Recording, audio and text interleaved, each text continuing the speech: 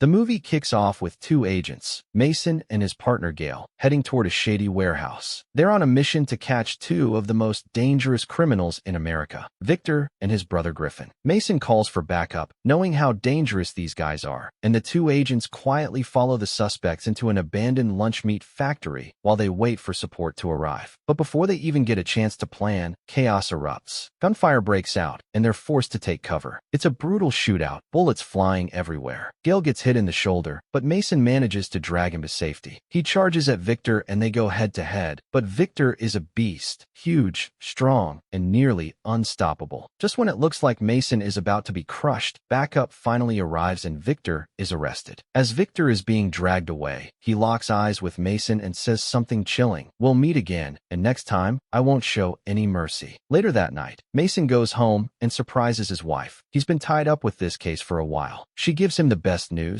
She's finally pregnant. They've been trying for a long time, so this is a big deal. Mason is overjoyed and tells her to start regular checkups to make sure everything's okay with the baby. But the next morning, things take a dark turn. Mason heads into work and gets terrible news. The key witness in Victor and Griffin's case has disappeared. That means the charges don't stick, and the brothers are released. Mason is furious. This case nearly cost him everything, and now these criminals are just walking free? His mind flashes back to what Victor said, that threat. Worried, he calls his wife to check in. But then the real nightmare begins. Victor is already at his house. Mason jumps in his car, speeding home, while calling Gale for help. He begs him to get there first if he can. He knows exactly what Victor is capable of. At the same time, Mason's wife is just stepping out of the bedroom, and there he is, Victor, right in front of her. She tries to run, but he catches her. She pleads with him to let her live, even tells him she's pregnant. But Victor couldn't care less. He wants revenge, not just on Mason, but on the family he's building. And just like that, he takes her life, leaving behind nothing but devastation. Gale arrives and arrests Victor, and not long after, Mason gets home. He sees his wife, gone. His entire world collapses. In pure rage, he points his gun at Victor, ready to end him right there. But Gale steps in, stopping him. He reminds Mason that killing Victor now would only destroy his future. At the funeral, Mason is a shell of himself, depressed, broken, and completely lost. He stops going to work, barely even eats. Gale visits him, trying to lift him up, and tells him that justice will come, legally. But Mason has other plans. He says he needs to clear his head, go on a fishing trip, and that he won't come back until he wins. Now remember that line, because it sets the tone for everything that follows. Mason heads straight to Griffin's house. He calls Gale and tells him where he is, and that he's done waiting for justice. He's taking it now. Gale panics and tries to get the police over there fast. Meanwhile, Mason storms the place, guns blazing. He doesn't hold back. He takes out all of Griffin's men without hesitation, and then finishes Griffin himself with a brutal series of shots, just to be sure. When Gale and the police finally arrive, it's already over. Mason doesn't run. He just drops to his knees, fully surrendering. He knew exactly what he was doing. And then comes the twist. Mason planned it all, just to get himself locked up in the same prison as Victor. Because for him, the real revenge is just getting started. So Mason finally gets himself into the same prison as Victor. Right away, he gets his prison clothes and gets assigned a cellmate named Oz. Seems chill at first. Mason starts settling in, but then a guard shows up and takes him to meet the prison warden, Michael. Now, Michael isn't your average warden. He knows exactly who Mason is, a sharp ex-cop with a reputation. And he knows that having someone like Mason in the prison means things might get messy. So, he tells him straight up, "I know why you're here. You came in a moment of rage. Just stay low, and if you need anything, let me know." To keep him out of trouble, Michael assigns him to work in the prison laundry, away from the rest of the inmates. Because let's be real, once they find out he used to be a cop, it's open season. At lunch, Mason tries to keep a low profile, but of course, Victor shows up with his crew and sits right across from him. He takes Mason's tray, eats from it just to mock him, and tells him this prison is his house now. Everyone inside respects him, so Mason better forget about revenge. Later on, while working in the laundry room, Mason gets jumped by 3 inmates. They try to take him out, and even though he fights back, they overpower him. One of them pulls out a shiv and is seconds away from finishing him, but then a commanding officer named Wilson steps in just in time and saves his life. Mason is rushed to the prison hospital, badly beaten. Gale visits him there and tells him, "You're going to die in here if you keep this up. This isn't the way to get justice. Your wife is gone. Nothing's going to bring her back." But Mason won't hear it. He's made up his mind. He's going to make Victor pay, even if it kills him. After recovering, Mason goes back into general population. At the prison yard, he finds Wilson and starts asking questions. Wilson tells him everything. Victor runs the drug business inside. He's He's the only one who can smuggle things into the prison, and he has a guy named Drexel who handles everything between inmates and corrupt guards. Turns out, Victor's influence goes way beyond the prison walls. He's got a man on the outside named Booker who runs a gang and takes people out on command. Even the warden, Michael, seems to be in on it, or at least turning a blind eye. Mason asks Wilson how to survive in this place, and Wilson tells him bluntly, "You have to become someone they fear. If anyone disrespects you, take them out." That's the only language they understand. Later, Warden Michael calls Mason into his office again, acting all polite. He tells him they'll punish the guys who attacked him because we follow rules here, but Mason knows better. This place is lawless, and Michael's just pretending. Back in his cell, Mason starts strategizing. He gets a surprise visit from Gale again and fills him in on everything. Victor's operation, the guards, Drexel, Booker, all of it. He asks Gale to dig into which inmates recently got released, especially ones connected to Victor, and to find out everything he can about Warden Michael. But they're not alone. A guard overhears the whole conversation and runs straight to Victor's crew. Now they know Mason has someone helping him on the outside, and that person is Gale. That night, Mason decides to strike first. He takes a mop, breaks off the end, and sharpens it into a deadly weapon. His first target? One of the guys who attacked him in the laundry. He catches him alone in the shower and kills him. Clean, brutal, and silent. The next day, Mason hunts down the second guy. He ambushes him with the broomstick, beats him down, and threatens him. The guy breaks. He confesses everything, including that Victor has ordered him to kill Mason, or Victor will kill him first. These guys are terrified of Victor. Meanwhile, Victor isn't sitting back. He meets up with Drexel and tells him it's time to get rid of Mason once and for all. Ever since Mason showed up, he's flipped the whole place upside down. Drexel wastes no time. He goes straight to Mason's cell and starts beating him, but this time, Mason's ready. They get into a vicious fight, and Mason actually manages to overpower him. He's just about to finish Drexel off, but a guard shows up and knocks Mason out cold. When Mason wakes up, he's back in Warden Michael's office. Michael isn't happy. He tells Mason this chaos can't continue unless they strike a deal. Here's the offer. Michael will let Mason do whatever he wants inside the prison. He'll even let him kill Victor. All he has to do is start working for him. And just like that, the lines between law and revenge get even blurrier. Mason isn't having it. When Warden Michael offers him a shady deal to help him take down Victor in exchange for power, Mason completely shuts it down. He tells Michael straight up, "I don't need your help. I'll handle Victor myself." He also lets him know he's fully aware of the backdoor deals between Michael and Victor, and he's not buying the nice guy act. Michael doesn't like the attitude one bit. Furious, he orders the guards to throw Mason into solitary confinement. But Mason uses that time wisely. Instead of stewing in a cell, he starts training hard, preparing for the next round of this war. When he finally gets out, he goes back to work in the laundry. There, he secretly grabs a piece of sharp metal from one of the washing machine pipes and hides it, wrapping it around his arm for protection. He knows he'll need it soon. Then, he sets a trap for the third guy who attacked him earlier. He asks his cellmate Oz to lure him into a specific cell. Oz tells the guy that Victor wants to see him, and just like that, he walks right into it. But instead of Victor, it's Mason waiting inside. And this time, Mason makes it personal. He reminds the guy that he helped him escape prison before by hiding the witness from the trial, but he blew it all by killing Mason's wife and landing himself back in here. Now there's no saving him. Meanwhile, Victor meets up with Warden Michael, who hands him a piece of paper with Gale's name on it, Mason's best friend. Michael tells Victor this is his last chance to shut Gale up before he exposes everything and they all go down. So the plan goes into motion. That night, a prison guard contacts Gale and lies to him, says Mason was killed in prison, and asks him to come identify the body. Gale rushes over, but it's a setup. Instead of finding Mason's body, he walks right into a trap. Victor's men are waiting. They grab him, tie him up, and beat him so badly he can barely move. Mason tries to intervene, but Victor knocks him out cold. When Mason comes to, it's too late. Gale has already been murdered. Now things are spinning out of control. Victor's inner circle, Booker and Drexel, are starting to panic. They suspect Michael might actually be helping Mason from behind the scenes. There's a rumor going around that Mason's about to take over the prison, and that Michael is the one putting it in motion. Victor doesn't say a word, but the pressure is building. Mason wakes up and knows what he has to do. He goes to Michael and agrees to the deal, but with one condition: give me Booker. Michael agrees. The next day, a guard tells Booker the warden wants to see him. He leads him into the library, but it's Mason waiting there, not Michael. Before Booker can react, Mason injects him with a paralytic, something that leaves him completely awake but unable to move or speak. He's fully conscious and terrified. Mason pulls out a blade and slices open Booker's veins right in front of him, slow, deliberate, and cold. He stages it like a suicide, but make no mistake, this was revenge. When Victor finds out, he loses it. He storms into Michael's office demanding answers. How could this happen? Michael coldly replies, Booker told me Mason was trying to take over. I didn't believe him. Now I do. Then he drops the bomb. Mason is better than you. Smarter, stronger. And yeah, we made a deal. He's running things now. I don't need you anymore. Victor is stunned, furious. He lunges at Michael, but the guards drag him out of the office. As he's being escorted away, Victor shouts, You just started something you won't be able to finish. Later, in the dining hall, Mason walks in to grab his food and sees Victor heading straight for him, armed and ready to kill. Thinking fast, Mason punches a nearby guard just to trigger a lockdown. He knows it's the only way to avoid getting killed right then and there. The guards tackle him and throw him back into solitary again. But now, both sides know this isn't over. After a few days in solitary, Mason gets a visit from Warden Michael. Michael acts like nothing happened. He even apologizes, saying the whole thing was just procedure, and tells Mason he'll let the incident with the guard slide this time. But Mason's not playing along anymore. He tells Michael their deal is officially over, and not just that. He knows everything. That it was Michael who helped Victor during the original trial, kept witnesses from testifying, and basically paved the way for Victor to murder Mason's wife. Now Michael is furious. He threatens Mason, saying once he's out of solitary, he'll have him killed, but not inside the prison, outside, somewhere no one will be watching. When Mason is finally released, he reconnects with Oz, who gives him a heads up. Victor and Drexel are planning to kill him before he ever leaves prison. But Oz has some useful intel. Drexel is alone up on the rooftop. It's Mason's chance. Mason heads to the roof, ready for payback. The two clash hard. Drexel is tough, but Mason overpowers him and throws him off the roof. Drexel falls right onto a guard below, killing them both on impact. That moment sparks absolute chaos. One of the inmates grabs the fallen guard's weapon and starts shooting. Suddenly, the whole prison erupts. Inmates are attacking guards. Guards are firing back. It's total mayhem. Amid the chaos, Mason storms Michael's office and beats him down, ready to finish it. But before he can, guards drag him away. Michael, now desperate, orders them to kill Mason. At the same time, Victor gets his hands on a guard's weapon and starts shooting, trying to reach Mason. When he runs out of bullets, he charges straight at him, and the two start brawling. No guns, just fists and fury. Mason gains the upper hand, pins Victor down, and is seconds away from ending him, when suddenly, a gunshot rings out. Michael shoots Mason in the back. Then he tosses the gun to Victor, giving him the perfect opportunity to finish the job. But in a wild twist, Victor turns the gun on the guard and kills him instead. He glares at Michael and says, Now you know who really protects you. Then he shoots Michael in the leg, breaking it. But before he can finish him, guards rush in and pull Victor away. Mason's still alive, barely. Victor's gang shows up, trying to kill him for good. But Mason grabs the steel wrapped around his arm and takes them all down in a brutal, bloody fight. It's intense, it's ugly, but he survives. Just when he thinks it's over, another guard shows up with a gun, aiming right at him. The same guard responsible for Gale's death. But Mason fights back, takes his gun, and kills him without hesitation. This one was personal. Then Victor returns. Mason shoots him in the leg, but he's out of bullets. Victor shoots back, hitting Mason, and starts walking away. But he looks back and sees Mason still breathing. He turns around, wanting to say some final words, maybe even a twisted goodbye message to Mason's late wife. But Mason pulls out a hidden blade, a small one he got from his friend Wilson. He stabs Victor in the neck, then grabs a nearby gun and finishes him off with one shot to the head. Victor is finally gone. Michael, barely alive, tries to get one last shot at Mason, but backup arrives just in time. Wilson had called for outside help, and the police storm in and arrest Michael before he can pull the trigger. Mason, bleeding but alive, tells him coldly, I'll see you in prison. And with that, Mason thanks Wilson for having his back, and the chaos finally ends. That's how our movie wraps up. One man's brutal, unstoppable journey for revenge and justice.